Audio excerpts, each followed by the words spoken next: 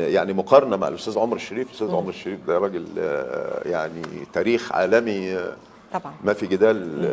شيء مشرف ومشرف لينا جدا جدا جدا. يعني عمر الشريف عمل حاجات بره الحقيقه تشرفنا جدا.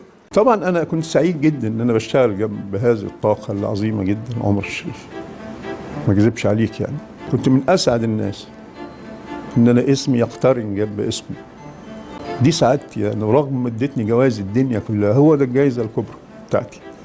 مهما ادتني ورق ولا كؤوس ولا انما الجائزه الكبيره بتاعتي ان انا اشتغل مع واحد كبير زي عمر الشريف. الفتره اللي اشتغلنا فيها مع بعض كانت من امتع الفترات في حياتي. مصر لازم تخلده، لازم تعمل له معرض كامل لافلامه. لابد ان يعرف الجيل الحالي من هو عمر الشريف.